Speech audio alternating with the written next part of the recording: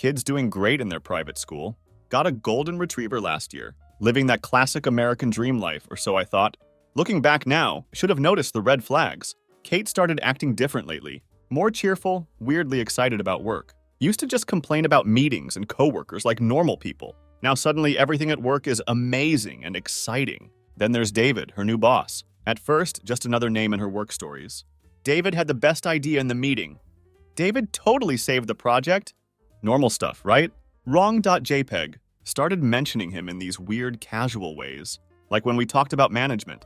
You should hear David's take on leadership. It's actually really inspiring. Or when I made fun of corporate buzzwords, she jumped in defending them. David says those words actually matter for team building.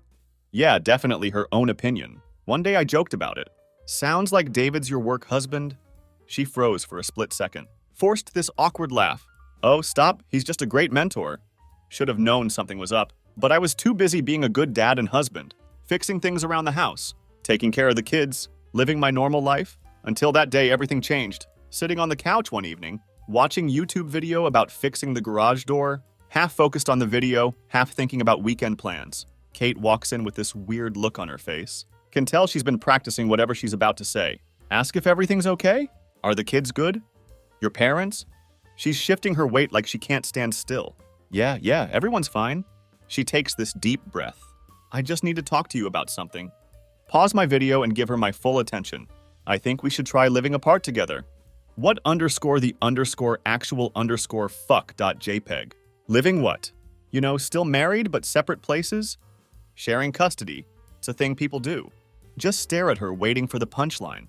There isn't one. Had to pause and rewind my brain. Maybe I inhaled too many cleaning chemicals earlier. Everything was completely normal that morning. Had breakfast together like usual. Helped get the kids ready for school. Normal goodbye kiss. No fights, no tension, nothing. This came out of absolutely nowhere. Ask her to explain this living apart thing. Where did she even hear about it? Turns out she's been hanging with this new friend Olivia from her yoga class. Olivia is apparently some self-proclaimed modern relationships expert. Been divorced 4 times. Yet somehow thinks this makes her qualified to give marriage advice. What kind of backwards logic is that? Try to stay calm though.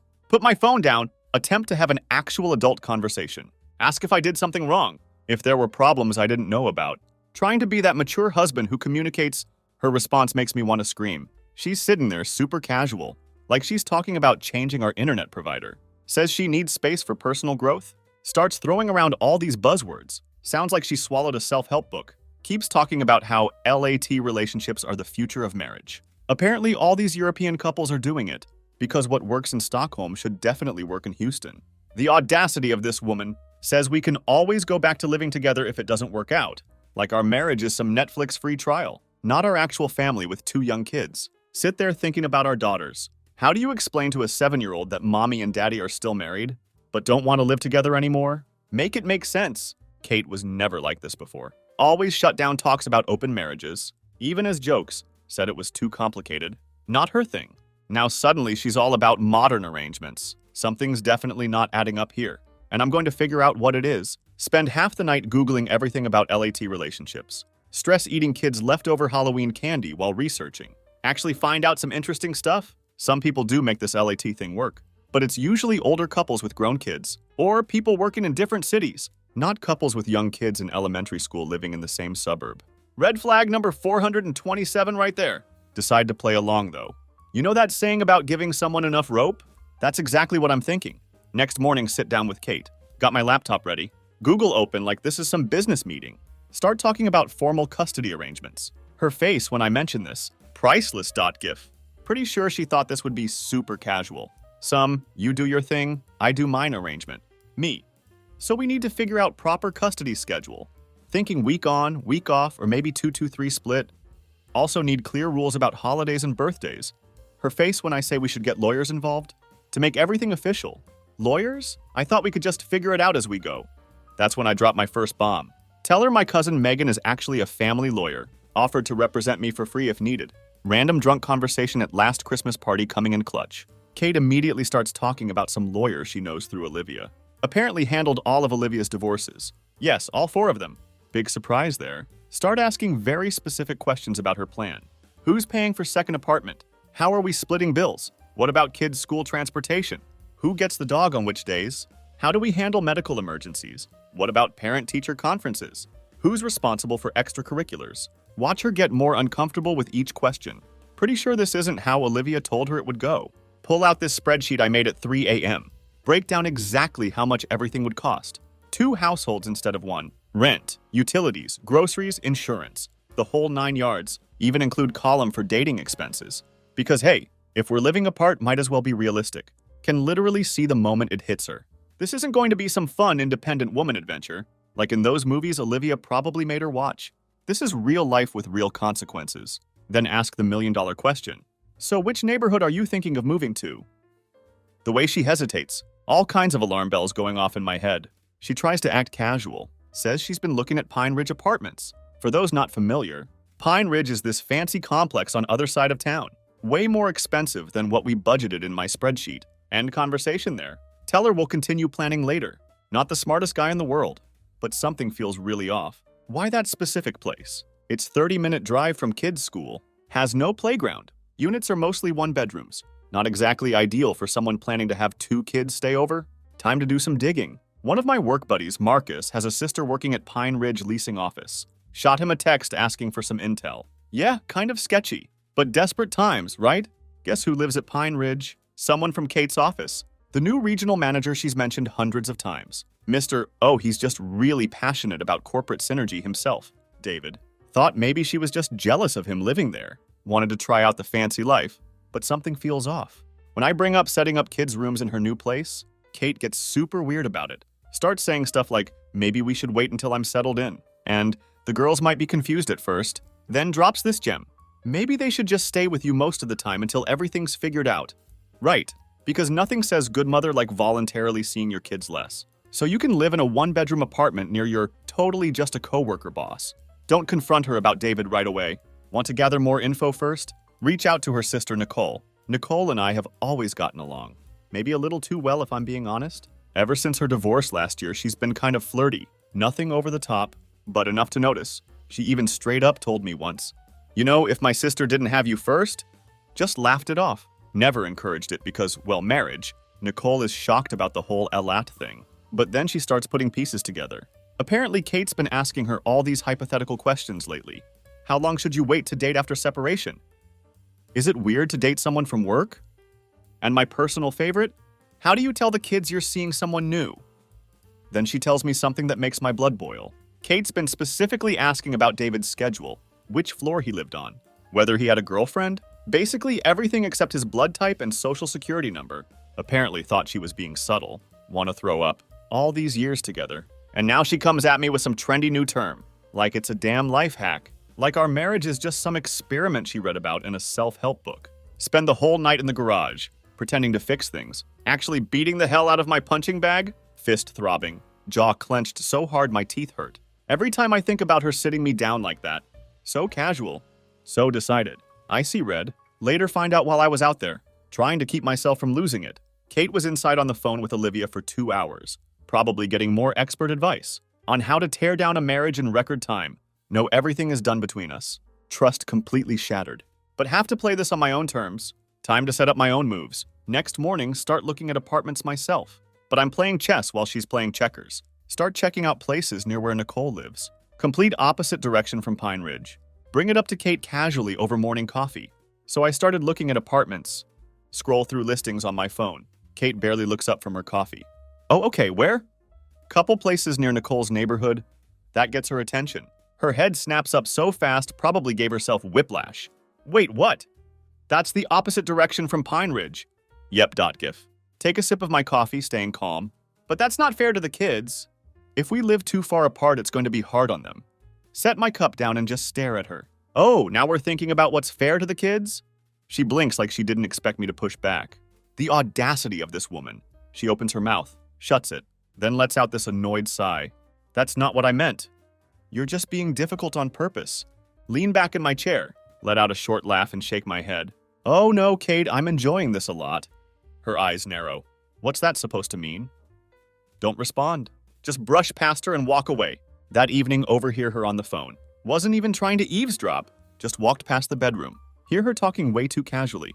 About something that makes my blood boil. Yeah, I think it'll be good for us. Gives me a chance to reset, focus on myself.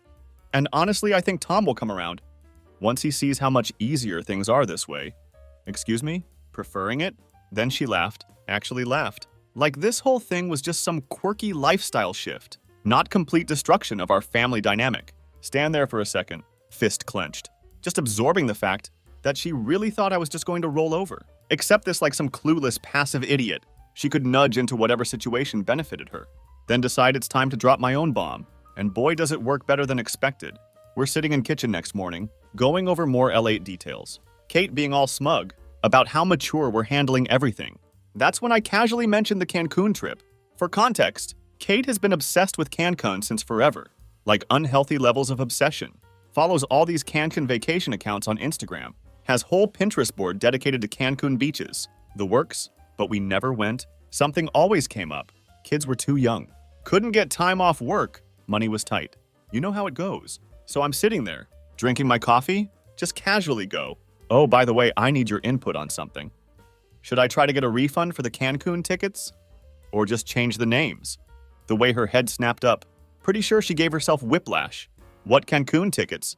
She asks, trying and failing to sound casual. That's when I tell her about the surprise vacation I'd booked for our upcoming anniversary. 7 days. Beachfront hotel. All the works. Even arranged for her parents to watch the kids. They don't know about the LAT situation yet. That's a whole other nightmare waiting to happen. The look on her face is priceless. First excitement, then confusion, then this weird mix of hope and panic, like a kid who just found out they're going to Disney World, but also remembered they're grounded. You planned a Cancun trip for us? She practically whispers. Well, I planned it for us when we were still in us. But since you want to do this LAT thing, I figured you might want to take someone else instead. The tickets are paid for, non-refundable. Would be a shame to waste them. She starts backpedaling so fast, thought she might actually start moonwalking. Maybe we should wait on the LAT thing. We could use this trip to reconnect. That's when I dropped the second bomb. Actually, I already called the travel agent. Had your ticket changed to be transferable? You can take whoever you want. Maybe David would enjoy a beach vacation.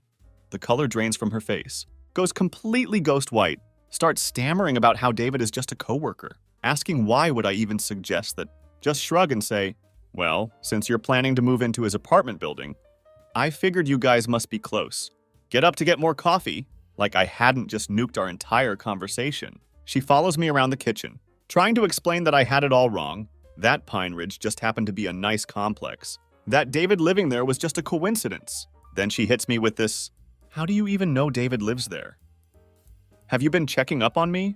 Look her dead in the eyes. Interesting that you're more concerned about how I know where David lives than about the fact you were planning to move in near him without telling me. She doesn't say anything, can see her eyes watering. About to break down? Just stand there feeling nothing but disgust. After the whole Cancun tickets thing, thought maybe Kate would come clean about everything. Silly me. Instead, she goes into full damage control mode. Not the kind where you actually fix things. More like the kind where you try to gaslight everyone into thinking you're the victim. First, she runs to Olivia, because of course she does. They have this 3-hour phone call. Can hear Kate crying through the walls. About how I'm emotionally manipulating her. By asterisk checks notes asterisk. Exposing her plan to abandon her kids to live near her boss. The mental gymnastics these two do should qualify them for the Olympics. But here's where it gets interesting. Remember my work buddy Marcus? His sister at Pine Ridge? Well, turns out David's been doing some shady stuff too, according to office gossip. Bless those receptionists and their love for drama. David's been bragging to his work buddies about this hot mom from accounting who's totally into him. Guess who works in accounting? The best part though? David has a girlfriend. A serious girlfriend. Like they're picking out rings serious. And she has no idea about any of this. Found that out from Marcus's sister, who processed their rental renewal last month. They're living together at Pine Ridge, now sitting on this bomb of information, trying to decide what to do with it. Part of me wants to blow everything up. Tell David's girlfriend, tell HR, tell everyone. But the smarter part of me sounds suspiciously like cousin Megan, the lawyer, says to keep collecting evidence and stay calm. Speaking of my lawyer cousin, Megan came through like a champ, pulled some legal strings, got a copy of Kate's rental application for Pine Ridge. She listed herself as single on the application, not separated, not married, single. And put down David as her emergency contact, instead of, you know, her husband or her kid's father. Meanwhile, Kate's still trying to play both sides. One minute she's all, let's work on our marriage. Next, she's texting David. Yeah, I saw the notifications pop up on her iPad. She really should change her password. From our anniversary date, it's like watching someone try to juggle, with no hand-eye coordination. Time to end this circus? Then there's the Nicole situation. After the Cancun tickets drama, she's been texting me more often, checking how I'm holding up. Nothing inappropriate, just being supportive. But Kate saw one of her texts pop up on my phone. While I was making dinner? Hope you're hanging in there, let me know if you need to talk. Kate completely flips out. The conversation goes something like this. Kate, why is my sister texting you? Me. Because unlike some people, she actually cares about her family. Kate, she's always had a thing for you. I bet you two are loving this. Me. Interesting how you're more worried about your sister texting me than about David's girlfriend finding out about your apartment plans. Kate, David has nothing to do with this. And what girlfriend? She completely loses it, like full-on breakdown mode, starts pacing around the kitchen, running her hands through her hair, muttering about how this wasn't supposed to happen this way. Then she just crumples, literally slides down against the kitchen cabinet, onto the floor and starts sobbing. You're going to leave me for Nicole, aren't you? She chokes out between sobs. That's why you're moving near her. You two probably planned this whole thing. Just stand there for a minute, remembering how everything was fine, how she ruined everything. You know what's funny? Finally say, leaning against the counter, you're sitting there crying about me potentially leaving you for your sister. Which isn't happening, by the way. While you were literally planning to move into your married boss's apartment complex, the mental gymnastics here are Olympic level. She looks up at me, mascara running down her face. It wasn't like that. I felt stuck. Like life was passing me by. And David, he made me feel... Let me stop you right there. Cut her off. Because if the next words out of your mouth are about how your taken boss made you feel special, while I was busy providing for our family and raising our kids, I might actually lose it. That sets off a fresh round of sobbing. I never meant to hurt you, she whispers. Or the girls. Oh God, the girls. What have I done? That's the thing, Kate. You did mean to hurt us. Maybe not consciously, but every step you took. The LAT suggestion. The apartment near David. Putting him as your emergency contact. Listing yourself as single. Those were all choices. Choices you made knowing they would hurt your family. She just sits there crying. And honestly, it doesn't make me feel better. Like I thought it would. Just makes me sad. Sad for our kids. Sad for what we had. Sad that she'd thrown it all away for some fantasy that was never going to work. Then she says something that actually makes me laugh out loud. But Olivia said this was normal. She said all marriages go through this. And that LAT would save our relationship. Olivia? You mean the woman who's been divorced 4 times? That Olivia? Yeah, great source of marriage advice there. I'm so stupid? She whispers more to herself than to me. No, you're not stupid. Sigh heavily. You're selfish. There's a difference. Then she looks up at me with these huge, teary eyes. Can we fix this, please? I'll do anything. I'll quit my job. Cut off Olivia. Go to counseling. Whatever you want. Just please don't leave me for Nicole. That's when I realize she still doesn't get it. Still thinks this is about me and Nicole, or her and David, or some other external factor. Can't see that she broke something fundamental in our marriage. The moment she decided to plan a whole secret life, without me or our kids in it. I'm going to stay at Nicole's tonight. Say while grabbing my keys. Not because anything's happening there, but because I need space to think how we are going to end this. And honestly, looking at you right now just hurts too much. Leave her sitting there on the kitchen floor. Can hear her crying as I walk out, but don't look back. Get in my truck and just drive. Stay at Nicole's for 3 days. Spare room before anyone asks. Need time to clear my head. Figure out next steps. Plus, cousin Megan, the lawyer, wants to get all our ducks in a row before the big family meeting. Decide it's time for everyone to know everything. Set it up at Kate's parents' house. Figure neutral territory would be best. Plus, they deserve to know why their grandkids' lives are about to change. Kate tries to get out of it. Says she's too emotional to handle it. Tell her she can either come voluntarily, or I'll have Megan start the divorce proceedings without her input. She shows up. Walking in feels surreal. Her mom had made coffee. Put out those cookies she always makes for family meetings. Like this was just another Sunday visit. Not the day their daughter's marriage imploded. Megan brings copies of everything. The Pine Ridge application, where Kate listed herself as single. Screenshots of text conversations between her and David. Yeah, got those from her iPad. Bank statements showing she'd been moving money to a separate account. Everything. Lay it all out on their dining room table, like some twisted timeline of betrayal. Kate's mom starts crying when she sees the rental application.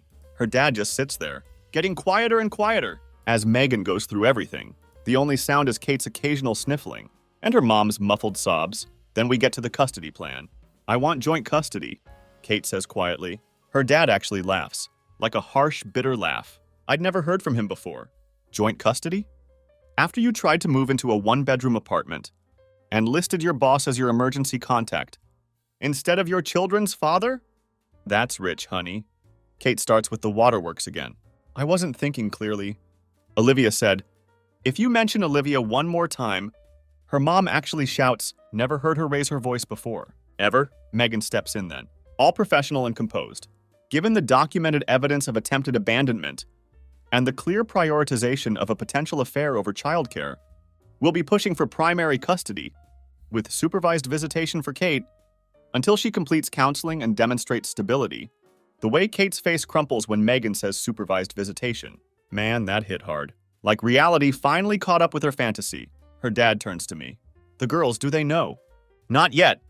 Tell him I wanted to handle this part first. They're with my parents today. Then we have to figure out all the logistics." Megan had drafted a separation agreement. More than fair, really. I'd keep the house. Mortgage is in my name anyway. Kate would move in with her parents temporarily. Standard custody arrangement once she completes counseling.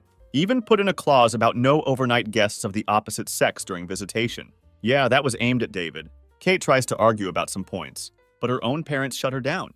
Her dad actually says, "You lost the right to negotiate when you tried to abandon your children for a man who's about to be engaged to someone else. Watching your in-laws side with you over their own daughter. Not as satisfying as you'd think. Just sad."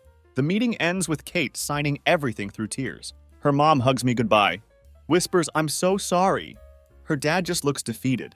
Got home that night to an empty house. The girls still at my parents'. Everything feels too quiet. Find a note from Kate on the counter. Pages and pages of apologies, begging me to reconsider, saying she'd do anything to fix this. At that point, I don't feel anything.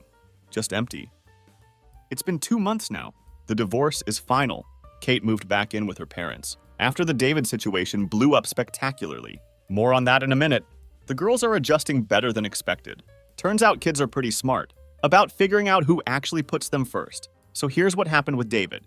Remember his girlfriend? Yeah, she was not happy when she found out about Kate. Actually showed up at Kate's work with printouts of all their texts. Guess I wasn't the only one checking iPads. The whole office got to watch Kate try to explain why she was planning to move into their apartment complex while listing David as her emergency contact. Char got involved. Both Kate and David got fired. Karma's a beautiful thing, isn't it? Olivia also got what was coming to her. Turns out I wasn't the only husband who was tired of her modern relationship advice. 3 other couples from Kate's yoga class came forward about how she'd encourage their wives to try LAT or open marriages. Her ex-husbands had a field day with that one. She's apparently moved to Cancun. Ironic, right? To find herself or whatever. Speaking of Cancun, something interesting happened with those tickets. Remember how Kate was so worried about me and Nicole? Well, turns out she wasn't entirely wrong to be worried about it, just wrong about the timing. After everything settled down with the divorce, Nicole and I started hanging out more. At first, it was just family stuff with the girls. They've always loved their aunt. Having her around made the transition easier. Then it was coffee to discuss Kate's latest drama. Then dinner to vent about dating horror stories. You know how these things go? One night after putting the girls to bed, Nicole and I were sitting on my back porch, talking about those Cancun tickets. She joked about how Kate always thought something was going on between us back then. We laughed about it, and then, well, sometimes the universe has a sick sense of humor. Yeah, we're dating now. No, we didn't plan it. Yes, we know it's messy, but after watching Kate try to blow up our family for some married guy who didn't even want her, it was kind of refreshing to realize I had feelings for someone who already loved my kids and understood what family means. When Kate found out, holy DEFCON 1 level meltdown. Called her parents screaming about how we'd betrayed her. They just hung up. Guess they remembered how she was ready to abandon her kids for David. She even tried to use it against me in court to get the custody arrangement changed. Megan shut that down real quick. Pointed out that dating your ex-sister isn't quite the same as trying to move in with your married boss while listing yourself as single. The custody arrangement is working out great. I've got primary custody. Kate gets supervised visits. Thanks to all that documented evidence of her trying to abandon the kids for her married boss. She's in therapy now. Actual therapy. Not Olivia's wine and wine sessions. And honestly, not my problem anymore. The girls are actually thriving. Turns out having their aunt become their almost stepmom isn't as weird for them as we worried it would be. They just think it's cool that Aunt Nicole is around more.